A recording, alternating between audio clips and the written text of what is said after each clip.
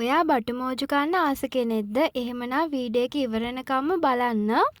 මං අද ඔයාලට කියලා දෙනවා බටුමෝජුවක් වගේම රසට හදාගන්න පුළුවන් වම්බඩු තෙම්පරාදුවක්. මේ තෙම්පරාදුව බටුමෝජුවක් වගේම රසයි. ඕනම කෙනෙක්ට හරියම ලේසියෙන් හදාගන්න පුළුවන්. අපි එහෙනම් බලමු කොහොමද හදාගන්නේ කියලා. ඕන කරන දේවල් ටික දාලා තියෙනවා.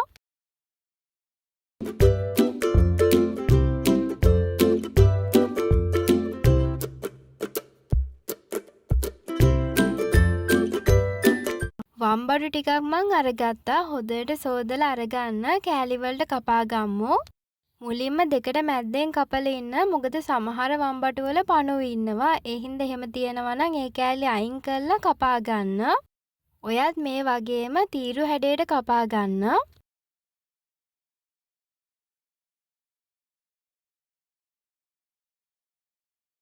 සේරම ටික කපා ගත්තා. දාගන්න ඕනේ කහයි ලුණුයි, කහ කුඩු තේ හැදි කාලකුයි, ලුණු කුඩු තේ හැන්දකුයි දාලා අත ගා ගන්න.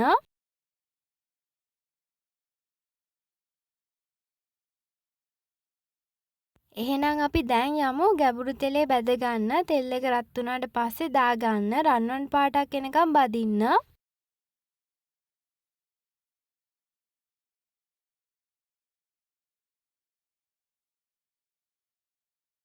ඔන්න දැන් ඇති වෙන ගානට බැදිලා තියෙනවා. තෙල් ටික බේරලා ලිපෙන් ඉවතට අරගන්න.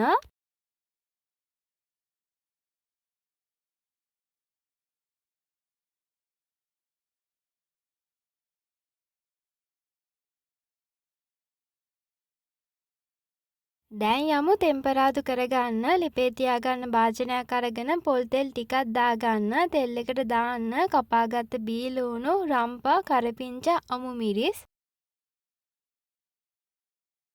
තෙම්පරාදු කරගන්න.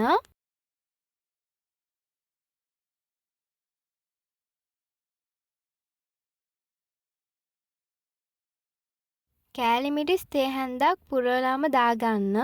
දාලා හොඳට හැන්දෙන් කලවම් කරන්න.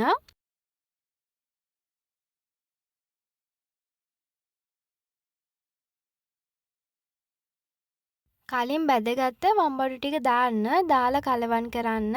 අන්තිමටම අපිට දාන්න තියෙන්නේ සීනි.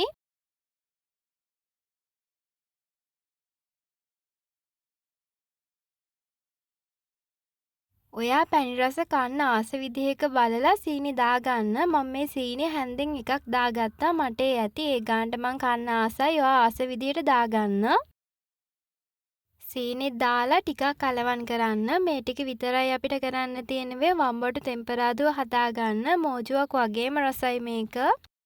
ඔයත් අනිවාර්යෙන්ම අදම හදලා රස බලන්න. හරිම රසයි මේ තෙම්පරාදුව. වැඩි වැඩ නැහැ. වැඩි වෙලාවක් යන්නෙත් නැහැ.